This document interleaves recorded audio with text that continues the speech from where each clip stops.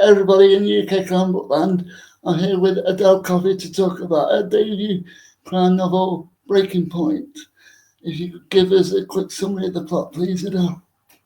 Okay, without any spoilers, the book is essentially about two women who have each reached their own breaking points. One is called Susanna, who goes by the TV name Dr. Sue because she's a doctor, but she's also a kind of celebrity doctor. She gives advice on TV shows. And then the other is Adelaide, and she is a journalist, and she is kind of covering Dr. Sue's trial. The trial happens as a result of something that happens very early on in the book. It will not be a spoiler.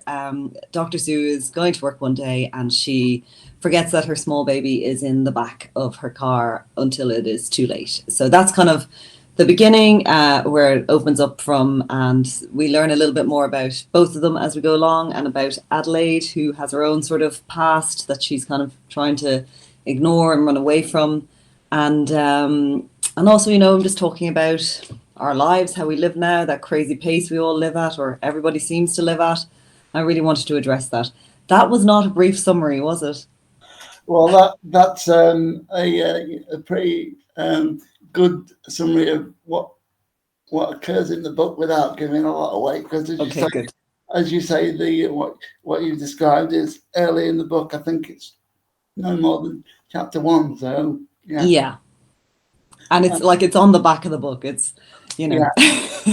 So what was the inspiration behind something so dramatic? Yeah, so it was kind of a long, drawn out inspiration. And I hope it doesn't sound too sort of self aggrandizing to say that a lot of it came from my own life. But I had children in 2015, and it was very much a shock to me how sort of difficult it was parenting, and how busy it was. And I know everyone tells you how busy it's going to be, but I kind of didn't realize. I just thought, oh well, that's just you, not that's just you being a failure, and it'll be different for me. And all these stories about not being able to wash your hair or have a shower or whatever. And yeah, it was a real culture shock, and I just felt that life is so busy. I was minding the children. I was trying to I'm a journalist here in Ireland, and I was trying to keep my career going a little bit. I was a books editor at the time, and I had moved across the country to where my husband lives. So it was like a huge time of upheaval, and I was traveling back and forth to Dublin from Galway. We're on the west side of Ireland now, or the west coast of Ireland. West side. But so it was very busy, a lot of juggling, balls in the air, and I just thought, this is crazy. I can't keep doing this. It's completely unsustainable. And then I had my second daughter. So she was 6 months. My first daughter was about a year and a half. And then I have two stepsons as well who live with us, and they were like 4 and 5, or 5 and 6. And there was a news story on the radio about a baby who had been forgotten in the car by a parent, and tragically had died. And it just struck me in that moment. It was a really terrifying moment, and I think probably anybody who hears a story like that it's just such an awful story. And I just thought,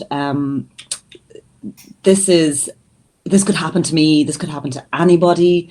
It really is that kind of thing that how close to doing something stupid like that you are. Not stupid, something it's so easy to do, like I forgot my buggy one day. I drove off and left the buggy on the side of the road. The children were in the car. So you're so distracted, and you're so sleep deprived, that it's really difficult to actually think straight. And I just remember thinking, God almighty, this could really happen to anybody.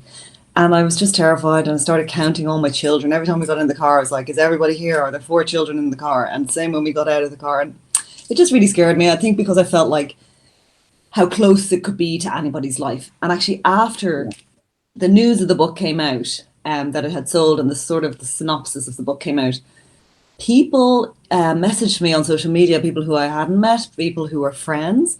And I was out just the other night, and people told me this. A woman I know told me that she had left her baby in, the little car seat, She left the baby in the swimming pool changing rooms. And she got into the swimming pool with her other kid. And like 20 minutes in, she was like, the baby was in the changing room. Yeah. It's so easy. You're so distracted. So I just thought it was the perfect emblem for what I was trying to write about, which was that crazy breakneck speed that we're living at. And I just thought this is how I tell that story. It's lovely to see people saying hello. Hello. This is my first Facebook event. I haven't done one of these events before. What's it been like as you say, with this being your first live Facebook event, and just generally, what's it been like since the book came out? Generally, it's been mad. It's been very well received here in Ireland, and I didn't expect that. Actually, I just thought, I thought there'd be some interest maybe, but I didn't think it would be as positively received. I suppose, I'm a journalist. I always expect the worst. I was very much expecting, I was hoping for the best, but expecting the worst. And I was just thinking, you have to be ready now for really bad reviews, or you have to be ready for, people to not like it, or people to completely ignore it, or to disappear into obscurity altogether. But it's done really well. It's number 2 in the charts here, so it's just mind-boggling actually, and amazing. And I probably won't actually deal with that until about 6 months down the line. So yeah, it's been amazing. It's been amazing. Dream come true, like it's dream stuff. I can't articulate it, Alex, because I think I've just been ignoring it. I think I haven't engaged. Yeah, it's a while since I read the book myself, but it really has stuck with me. I think because of the split narrative, which is a method I love. Why did you choose to use split narrative? Because it's really worked with the character, especially with an audiobook as well. Oh yeah, yeah. I think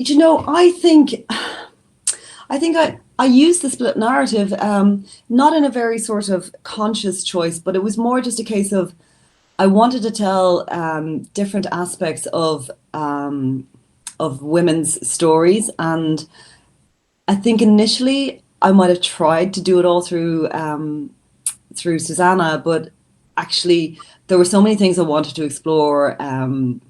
I wanted to explore on a really sort of minor level. I wanted to explore privilege and, wealth and the differences that we have in our lives now. Like if you're privileged or wealthy, you just have access to things, and if you're not, you don't, and it's so much harder. And I wanted to look at that a little bit as well, but really I just wanted to tell the 2 different stories, and it would have been absolutely crazy to try and tell them through Susanna, which is kind of like, I've never written a book before really, and this was my very big learning curve. But Adelaide was initially a much more minor character, and then I had to develop her more because I liked her, but also because she was sort of becoming a bigger character. But I hadn't intended on her to be that. So initially the book was quite lopsided in a way, with Susanna being the main character and Adelaide sort of watching her. But then I developed Adelaide's backstory a bit as well. As the journalist section, how much of your own experience came into that as you were developing the character? Because it must be kind of, well, not similar kind of, because you were talking about work-life balance, now hard that would be for the character, but it must be useful, you being a journalist yourself in the past. I did absolutely rob loads of stuff from my own life and my own experience for the journalism scenes. And I see a question there, somebody saying, are you still a journalist? I am. I still write columns and I still write features. I write some features for the Irish Times, and I write a column for the Business Post, which is a Sunday newspaper here. But yeah, so I loved writing those scenes, because a lot of the time when you're in a newsroom, there's a lot of pressure. It's very sort of like little bit of sick in your mouth for the whole time while you're trying to get your articles done, and somebody's like staring at you going, where is that? Um, but you know, when you're taken out of that situation, it's quite ripe for comedy, and it's quite ripe for satirizing, because like journalists, we are generally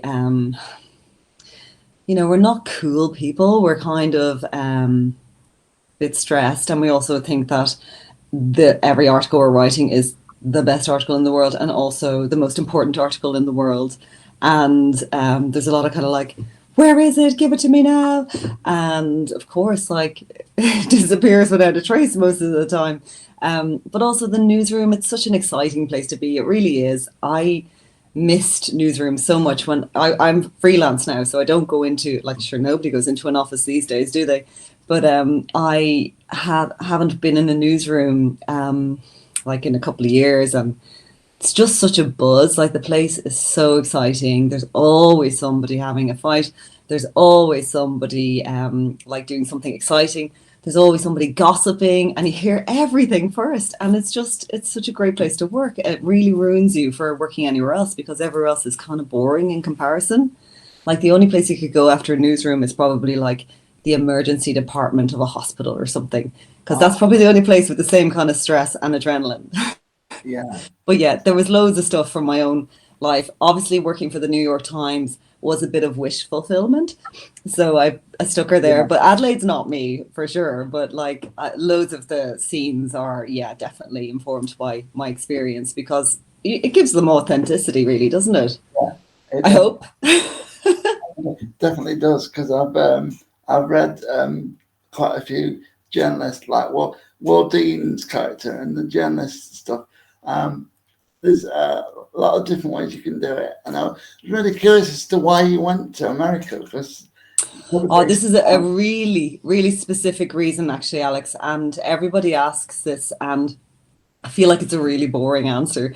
It's because I wanted to have just more tension in Adelaide's story, because Adelaide, and also in Susanna's, just simply because in America there's no maternity benefit, there's no state benefit for women having babies. So like here in Ireland, you get 6 months paid leave between your employer and the government. They kind of subsidize it, and then you can take a further 6 months unpaid leave. So you can take a year off essentially if you can afford it, to be with your baby. But like, the minimum you get is 6 months, so it's fantastic. Compared to America, where you get nothing, and a lot of women kind of go back after 2 weeks or 6 weeks or whatever sort of leave they can cobble together from their annual leave or their holidays. And I just thought it was the perfect setting, you know, because again, it just increases the pressure, and the decisions you have to make, you know, just ratchets it all up. So it was very mercenary decision to set it in New York. But I had been in New York. I spent a summer there when I was younger, working as a fragrance consultant in Sephora, which I loved, and had to be dragged home from my parents. Were like, "You're coming home to finish your degree," and I was like, "No, I want to stay here and sell perfume. It's amazing." So I'm glad I finished my degree, but I really did love it, and I actually do feel like there is another parallel life that I am living in New York. Had I stayed, I know it's such an amazing place, and I went back a lot then after that, because I made friends, and I just love it. I think it's amazing. And even now with all the sort of different political stuff that's going on in America, I still think New York's such a unique and irrepressible place. So yeah, so I did a bit of research as well, though, because I hadn't been in a few years, in terms of like, you know, just describing streets and stuff like that, because you don't want to get it completely wrong, and like police stations, things like that. Because the way you described it, I could tell you've been there. Oh, could you? Yeah. Well, that's great. Yeah, that was the goal. Because it's very different lifestyle, and with Dr. Sue being a doctor, and the amount of hours she puts in and stuff, I can see why you chose her as the character that could have had the issue around the book. Sorry, I missed the last part. My daughter is singing her head off upstairs, and it's incredibly distracting. That's all right. So sorry. Tell me the last bit. You see, there's part of my head that's just like I was attuned to that. wondering about the way that the why you chose her to be a doctor, and I could see why you'd done that, because of the amount of hours she worked. Yes. Yeah. Yeah, exactly. And you know what? It's interesting. When I worked in a newsroom and, worked late nights, and there were guys, what we called the back desk, they worked until like 2 a.m., 3 a.m., putting the newspaper to bed. And I always remember so many of them, the ones that weren't separated or divorced, because a lot of them were, because it's such an unforgiving shift. You work till 2 or 3 a.m. and then you go across the road to the pub for some drinks, because, it's just like the end of your day, your working day. But the ones who weren't divorced, they were all married to doctors. And I thought that's interesting, because I thought doctors and medicine, it's one of the few industries or jobs, professions that can match up with journalism in that way.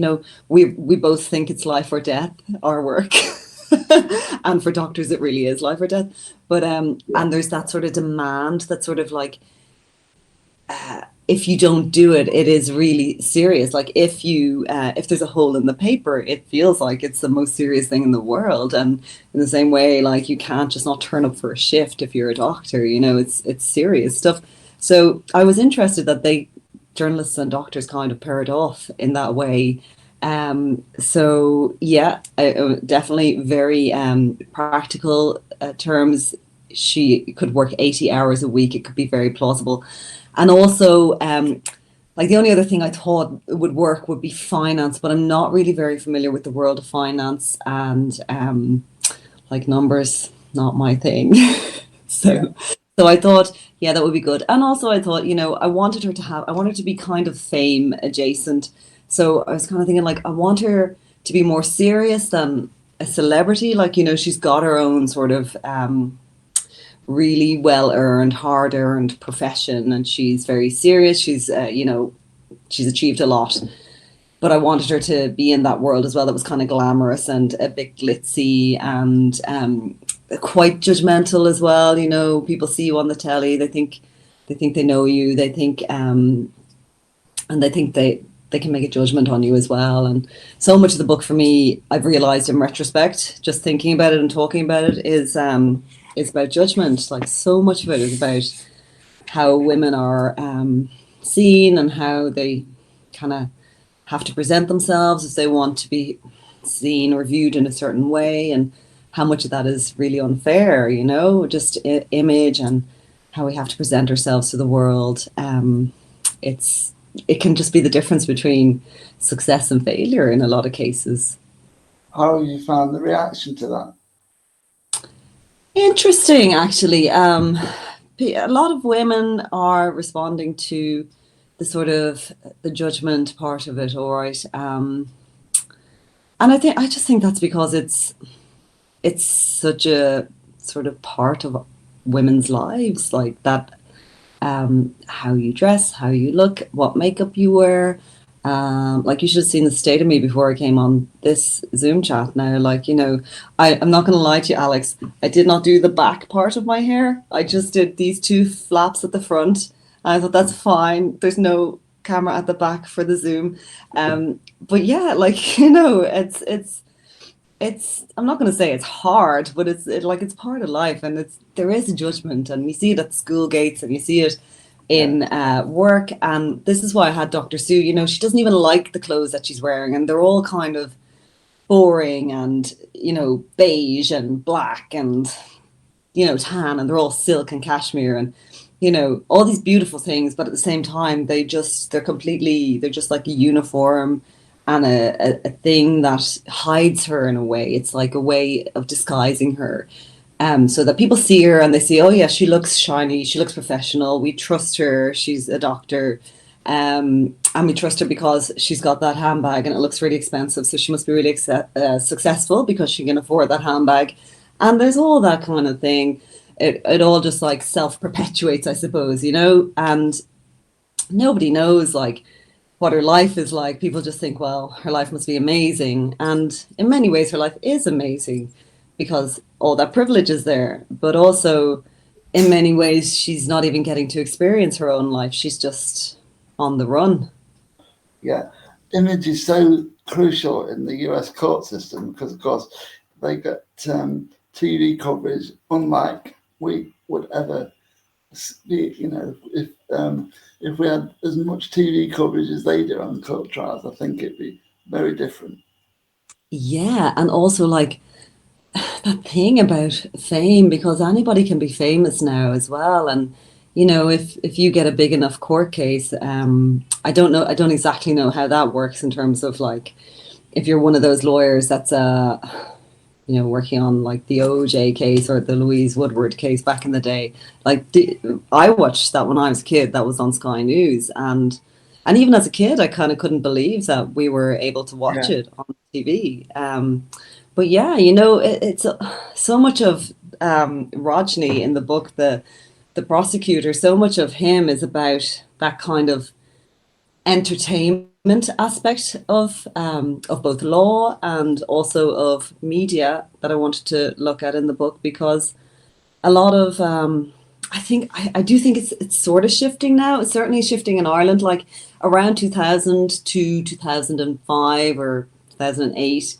There was this huge sort of trend for like controversial journalism or shock journalism, or you know, you'd be interviewing an author and the editor would be saying like, what's the angle? I'm like, there is no angle, they've just written a book, you know, they're a normal person.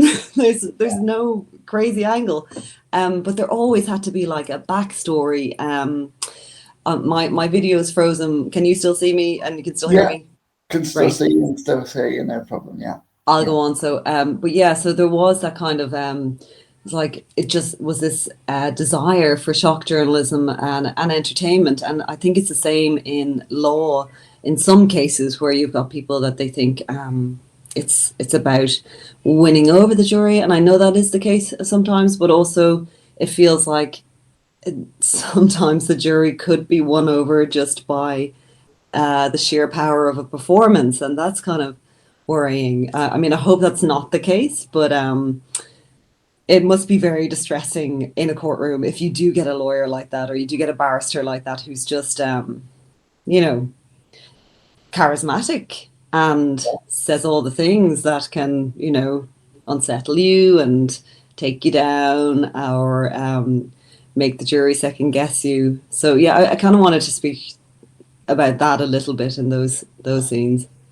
Did you have any like people that you'd read? Because I've read a lot of like Steve Kavanagh and John Grisham and stuff, and it just made me think of the the people I'd read, and I'm thinking, what who did you read that might have influenced you during those scenes?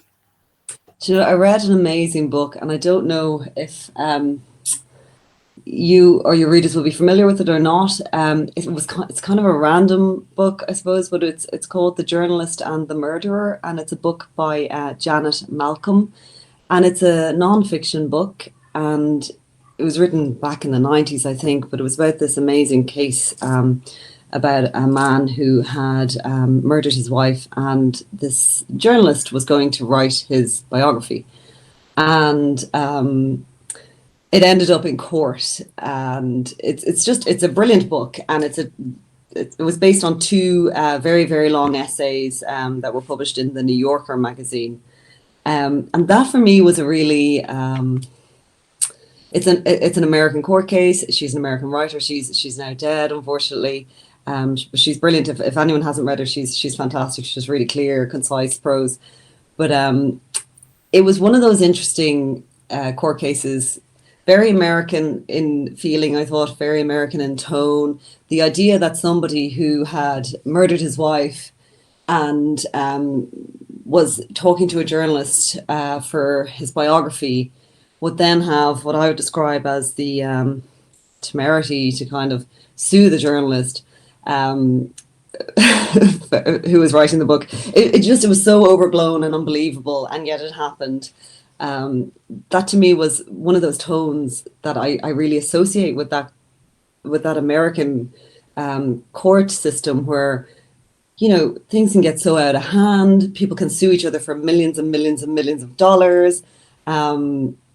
And these cases are actually taken seriously as well, which is kind of compelling to me as well. Yeah. But that was one that really inspired me. But can I be completely, a bit of a Philistine here and say that when I was writing the court scenes, I had a lot of TV in my mind. I was writing them like I was visualizing them. I like to write those scenes like as if I'm writing a TV scene. Yeah. And I don't know why I say that, because I have no experience of writing TV. Don't worry about it. Yeah. I love Law and Order and things like that. Yeah. Do you know? And we've got such a big I think here in Ireland, and I'm sure in the UK as well, we've got such a big back catalogue of those American cop shows in our head, and one that I was really thinking of as well was The Undoing with Nicole Kidman and Hugh Grant, which was just a couple of years ago, I think, or last year, because they had a big court case that was really a big media case as well. So I loved those scenes. I loved that there was lots of images of the courtroom, because sometimes it is just easier if you want to describe something to see it, see a picture, see an image. And then it's because it's the next best thing to actually being there. And sadly, I wasn't allowed to get away from the 4 children to go to New York for a research trip. So that's kind of really what I was looking at it like in my head. It was more, I was thinking of it more as a scene. When deciding what to do for like the next book, you must have loads of research and other books you covered, because in your background as a book journalist, you must have thought, oh, that was a brilliant idea. Is there a book that you've read as in background as a book journalist you think, oh, I wish I'd wrote that one? Oh God, I'm just so covetous of all the books. Like I would, it's interesting because I love literary fiction, and I love lots of commercial fiction. I love lots of I love Michael Connolly. I love Marion Keyes, who's a great Irish author, and I love like things like Janet Malcolm, who's probably less well known. I'll read anything but I think there's definitely books. There's a book here by an author called Claire Keegan, and it's just out. It came out in November, and it's a very small book, and it's called Small Things Like These. And it's just fantastic. It's a small story about a man on Christmas Eve in Ireland in the 80s, and he comes across this woman in a coal shed. He's delivering coal. And that's kind of the beginning of the story, and you wouldn't want to be doing any spoilers. But it's a fabulous story. It's a really short book, and it's sort of this tiny story, and yet a huge story about us as human beings and the history of the last 100 years in Ireland as well. And it's an absolute mystery and miracle to me how Claire Keegan manages to do all that in just over 100 pages. But yeah, I wish I wrote that book, but I know I will never be able to write a book like that. Like she's just on a different scale altogether. Interesting that you say about short stories, because I saw you on YouTube earlier this week talking about a book with 100 short stories in it with loads of Irish writers. Yeah, I think I have it here. Yeah. Where is it? Oh, it's right here in front of me. Is this it? Yeah, The Art of the Glimpse. That's the one. Yeah. Can you see that? I use that for a lot of Zooms as well. It's nice and thick. Yeah, it's. But I can tell you, it's an amazing book because it's got a lot of modern, really cool Irish writers, and it's got a lot of old, established stuff like Joyce and Beckett are in it as well.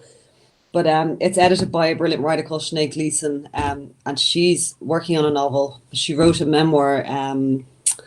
or well, it's not a memoir, it's a collection of essays called Constellations a few years back. And I think she's very well regarded in the UK as well. She's won a lot of prizes for that. And I think her novel, when it comes, be probably like as good as Claire Keegan's novel. I love short stories. What is it about short stories that appeal to you? Well, time. I have time to read short stories, which I really like. I think what really appeals to me about short stories, I think the really good ones, like one of my favorite short stories is a short story by an Irish writer called Maeve Brennan, who wrote a short story. I think it's called Christmas Eve. Yeah, it is called Christmas Eve. And it's just beautiful. But what I like about short stories is I think the really good ones um, just take a little bite out of somebody's life, and you can sort of fill in what is all around that little bite. You know, you're seeing this tiny little bit, and they leave it open ended so that you can imagine what's happening after the end of the story and what happened before the start of the story as well. And I really just, I love that sense of openness about short stories. I've tried to write short stories. I've written one short story that's like kind of at publication level, but I find them very difficult actually. I think they're a real skill. It's, I must admit, it does worry me myself because in my book I'm writing short stories, and I'm a bit like kind of worried about what people are going to think. But short stories always give you the challenge of where to start, and you never know where you're going to get the inspiration from. In one of the YouTube videos I saw you were talking about a guy that you read recently that got his inspiration from songs and things. Yeah, What was that? Was that Kazuo Ishiguro, maybe? it's a red book. I think it was like with Oh, I think yeah, that was Patrick Frayne. That was yeah, okay, let's do your stupid idea. yeah, Yeah, that's a great book. And again, that's a book of essays. I love essays. I think again, maybe that's journalist in me. I really like finding out about people's personal lives to an extent, you know, not trying to be too prurient here, but like Joan Didion would be a massive, massive writer for me. I love her work. I love that sort of that voice, you know, where you've got the first person and you know they decide what to show you, obviously. But yeah, I think there's an interesting sort of Venn diagram, for want of a better word, interesting confluence for writers and musicians. In a very, very past life, I used to play in a band, and I love music, and I play guitar, and I think there is some sort of little overlap there between musicians and songwriters and authors as well. I remember watching Kazuo Ishiguro writing about or talking about writing and the fact that he was a musician, and there's some overlap in the creativity process there, you know, because songs are little stories as well, I think, in many ways, and they're probably much more like short stories because they're open to interpretation. You're trying to sort of create images for people to visualize. But obviously, you don't have a lot of time either, and you don't have a lot of words either, particularly with a song. So, yeah, I really loved Patrick Frayne's collection of essays. He played in a band called the National Prayer Breakfast, who were like very popular in Ireland and had some success in England. I think, you know, they were in the Melody Maker and stuff like that. yeah. But yeah, I love when musicians become writers. Maybe it's just I like reading about musicians and music because I'm interested in it. But I do think there is a kind of overlap between the two.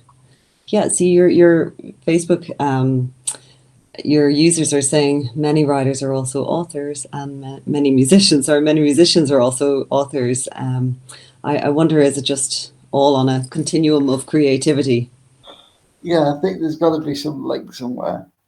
Um, I wouldn't know where to even start.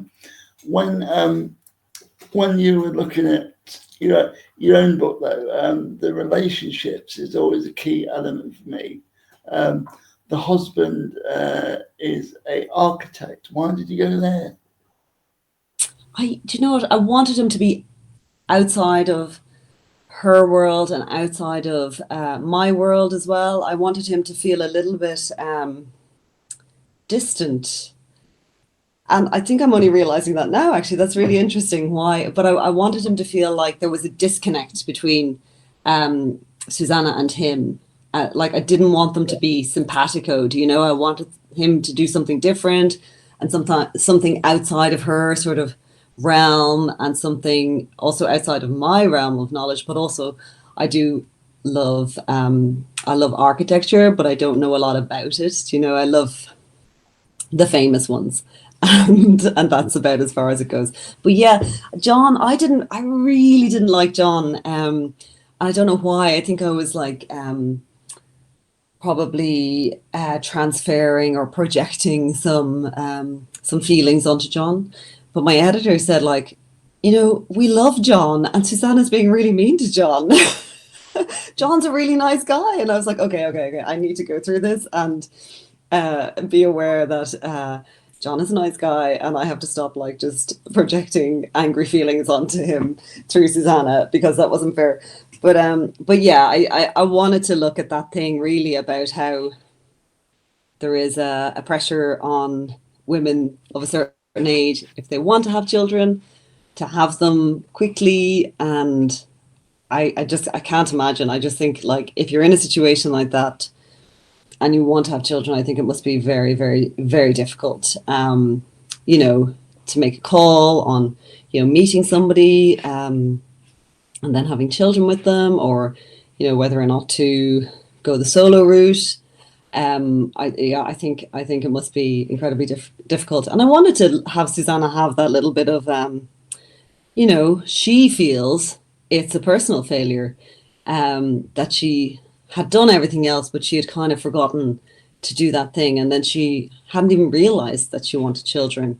And she only realized like at literally the last minute, oh, maybe I do want children. And I think that happens to a lot of us women as well. Like we're, you know, spend 20 years trying not to get pregnant. And then suddenly it's like, okay, go. Yeah. You know. I really did find that element of the story intriguing, because you go into the past of both of the characters, and I think that really works as you show their relationship. Yeah, and I guess, you know, because the past of both characters is only revealed slowly as you go through the book, it starts to make sense, I hope, their motivations and what's, you know, the decisions they've made.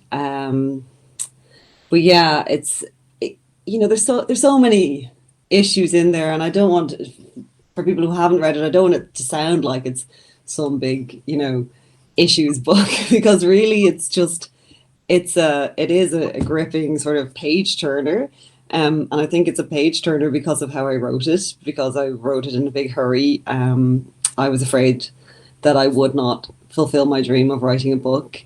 And it seemed like it wasn't going to happen because I was very busy and I was getting busier and I didn't know where I was going to get the time. So I used to write it in very small increments, like 20 minutes, because I knew I wasn't going to get 2 hours or 3 hours or, you know, a day. So I used to just do it in the little bit of time I had. And I think that was the kind of case of like, okay, now we're typing for 20 minutes. And yeah. I wrote it very fast in that sense. So how long did it take then? If it was 20-minute increments, that must have been. There were days where I got 3 hours, in fairness, but that was only when the youngest went to Montessori. But yeah, I'd say it took the guts of a year. And then, you know, I'd say it was gestating for a long time, like probably since I had kids. So that's 2015. Yeah. And then it takes like a year to, you know, go through the editing process. Because it was a big learning curve. There was a big editing process, and nothing structural. Like the story is the same, but it was there's lots of things to learn, like pacing and balancing characters and really technical stuff that you don't know about unless you do it, I guess. Yeah. Like I have a much better idea about the second book now because I've gone through that process and I feel like I learned so much from it. So the process now is different. Like before I used to write and cut so much. And now I just have been thinking and writing at what I feel like is a more advanced point in the creative process. So I kind of outlined a bit more this time around, but I'm still writing in tiny increments of time. Still, grabbing the time and writing as fast as I can. I always find that writing in the morning for me always works best. Is it morning or evening for you? It used to be either very early or very late. But now it's honestly, I can't get up early. Like I used to think, oh, I'll get up at 5 and I'll write for like an hour and a half before the children wake up. But if I even open my eyes, my youngest child, there seems to be like a Bluetooth connection. She just like powers on. And so all it means is that the day becomes 19 hours long and I get no writing done. So what I do is I just they're all in school now, so I come home from the school drop off at 9 o'clock, and I'll have a cup of coffee, make some breakfast, and then I will start writing. And I won't write for terribly long. Like I might get an hour, I might get 2 hours, but it's if I get that, it's enough to get a lot done actually. And I just think that's the journalism. I can write fast, and that's just from the journalistic training. Somebody breathing down your neck saying I need 800 words in an hour means that you can do like 2,000 words in an hour or 3,000 words in an hour. It's just wow. But like I'm not saying all of those 3,000 words are good or look nice or make any sense. Yeah. When you were working on it though, and you say that journalism helped you with the to get the words down. How did the editing? How was editing helped out by your past as a journalist? I don't know. Like I think in terms of research, it helps because that's kind of just what I love to do as a journalist. I love researching something, and it's also what I do as a person. If I, when I got pregnant, for example, I sort of read the clinical reports of all of the maternity hospitals in Dublin, which is not what you want to do if you're pregnant because it's just grim. And it's just about everything bad and everything that went wrong. And I just like read everything and I just thought, okay, now I know the worst that can happen and I'm prepared, which is terrible. But it's a thing. I feel like if I know everything I can about a particular subject, I can somehow control it, which is also not the case.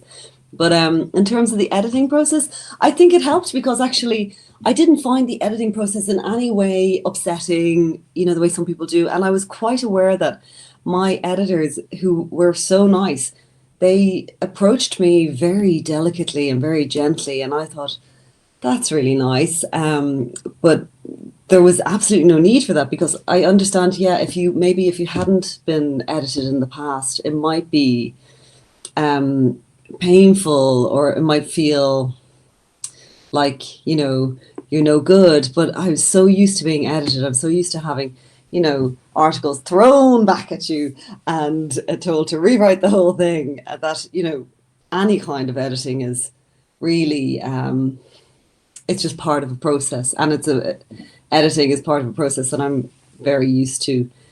And also, like I was an editor myself, and I edited a magazine in a newspaper here. And if you're going to dish it out, you have to take it as well. So I found the process good, and I learned a lot actually. So I think the journalism background definitely helps with criticism, and a lot of the time it's not even criticism. It's suggestions, it's things that make it better. but I never felt precious about it in any way. I always just felt I'm delighted the book's going to be better, and just really grateful that the book was even going to be published. So What you just said in your answer in regards to the research you went into made me think, is that what made you, Dr. Sue, into like an agony aunt person? Because you've done so much research into hospitals when you're having kids. I don't know. I think I just wanted to make her kind of slightly exposed. So again, coming back to the judgment thing, so that because she was putting herself in a position of like telling other parents what they should do or what they shouldn't do, that then she would be in a position where that would seem, she would be the last person you would take advice from.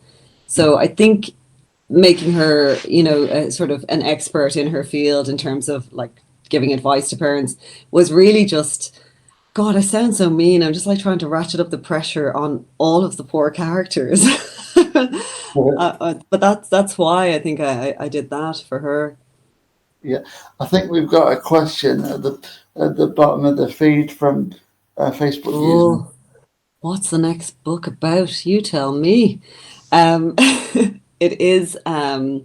No, I'm quite far into it actually. It is. I won't say too much about it because I'm actually reading a book at the moment called Working by a journalist, Robert Caro. I think he's an American one. He's written a lot of Lyndon B. Johnson biographies, but he said what I think is also true, which is, the more you talk about a story, and he was referring to being a journalist, and he said, when he used to pitch stories, by the time he had pitched it to everybody he had to pitch it to get it commissioned, he said he was so bored of the story that he didn't want to write it anymore.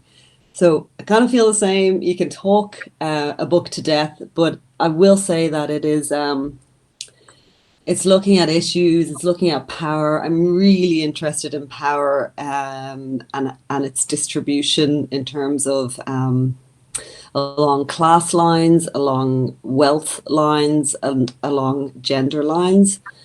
And so the book will look at those things, but again, same as Breaking Point, it will look at them in the sort of format of a gripping story, and hopefully a gripping story, and one that has characters that hopefully readers will relate to. It starts with a body in a pool. We don't know who that body is until the end. So you'll get to know the characters, you'll get to love them, and then you'll find out who's dead. Yeah. Considering that, because Breaking Point is very different to that, whereas that sounds a bit more like traditional crime. So what made you change tack? From Breaking Point to that? Yeah.